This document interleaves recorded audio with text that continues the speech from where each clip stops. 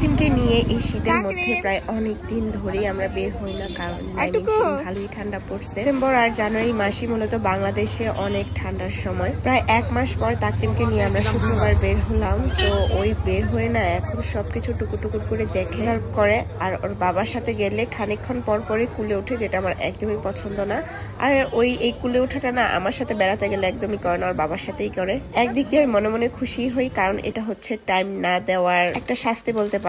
যাই হোক, বাচ্চারা তো এমন করতেই থাকবে। অনুযায়ী আমার তাকরিম মাশাআল্লাহ আলহামদুলিল্লাহ অনেক কমই দুষ্ট। কোথাও গেলে তাকরিমের শুধু বোতলের দিকে একটু আকর্ষণ থাকে, এই যা। ওর সামনে যদি এই বোতল ছাড়া হাজার কেউ খাবার জিনিস খায় কিংবা সুন্দর খেলনাও নেই, ওই তাকাবেও না, ধরবেও না। আর ওকে আমি এভাবেই গড়ে তুলছি যেন বাইরে গিয়ে তেমন কারো কিছু দেখে না চায়। তারপর আমরা আবার পার্ক থেকে চলে গেলাম যেখানে ফুল গাছগুলো লাগাইছে। এগুলো অ্যাকচুয়ালি যখন ফাল্গুন আসবে তখন একবারে পূর্ণাঙ্গ বড় হয়ে যাবে। এখানে এই গাছগুলো এখনো ছোট ছোট, বড় হয় নাই, এগুলা ফুলও ফুটবে। ফাল্গুন আসলে না এই জায়গাটা ফুলে ফুলে একবারে ভরে যায়, দেখতে ভালোই লাগে। তাকরিম এখানে এসে কি যে দৌড়াদৌড়ি শুরু করছে, একবার মাঠের শেষ প্রান্তে যায়, আবার এখানে আসে, আবার যায়, এরকম করতে করতে ছেলেটা আমার একবার হাঁপায়ে গেছে। আমার তো এই গাঁদা ফুলগুলা অনেক ভালো লাগছিল। এখানে একবার একরকম কালার হওয়াতে সবুজের সাথে হলুদ কালারটা কি যে ভালো লাগছিল। এখন তো বিয়ে শাদীর গায়ে হলুদে তাজা ফুল পরা একদম উঠেই গেছে বলতে গেলে, হাতে গোনা 2-1 জনই পরে।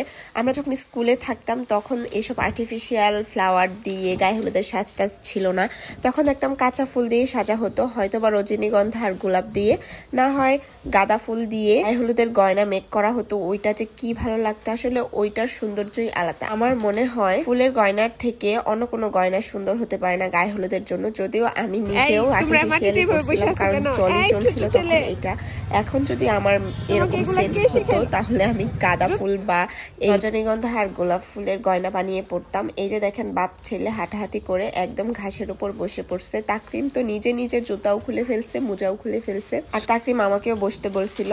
তারপর আমরা একটু বাসায় তাড়াতাড়ি যাব, কারণ সন্ধ্যার পর একটা জন্মদিনের দাওয়াত ছিল, তো ওইটাও অ্যাটেন্ড করতে হবে। যাচ্ছিলাম শাড়ি পরতে, পরে ভাবলাম এখানে তেমন কাউকে আমি চিনি না, তো শাড়ি পরে কি করব, নর্মাল 3 পিস পরেই যাব। যে ঠান্ডা পড়ছে, শাড়ির সাথে আমার কাছে চাদর কেন জানি এতটা ভালো লাগে না, আর আমি ক্যারিও করতে পারি না। যে পোশাক আমি ক্যারি করতে পারি না সেটা আমার কেন জানি ভালো লাগে না। পিসের সাথেও আমার সোয়েটার পরতে ভালো লাগে না, মনে হয় যেন আউটফিটটা একদম চেঞ্জ হয়ে গেছে। তারপরে এই যে দুইজন একটু ভিডিও নিলাম। আমি খুব সিম্পল ভাবে গেছি। তাকরিমের সাথে যখন ঘুরতে গেছি সেই অবস্থাতেই জাস্ট 3 পিসটা চেঞ্জ করে চলে গেছি। তো আমাদের এই টেবিলটা রিজার্ভ ছিল, তো আমরা এখানে বসছি। আর ওই যে ওইখানে বার্থডে পার্টি চলছিল। রিপন এত গ্যাদারিং পছন্দ করে না, তো আমারও তেমন সামনে যাওয়া হয় নাই। আমরা এইখান থেকে বসে বসেই দেখছিলাম। জামাইয়ের এসব একদমই পছন্দ না, জাস্ট দাওয়াতটা অ্যাটেন্ড করার, ওইটা অ্যাটেন্ড করে খাওয়া দাওয়া করে কতক্ষণে সে বাসায় যাবে। আমার কিন্তু এসব পছন্দ হয় না। এক জায়গায় গেলে যদি সেটা আমি এনজয় না করতে পারি তাহলে সেখানে যাওয়ার কোনো মানে আছে বলেন? এই যে খাওয়া দাওয়া করে চলে আসছি, এটাই শেষ।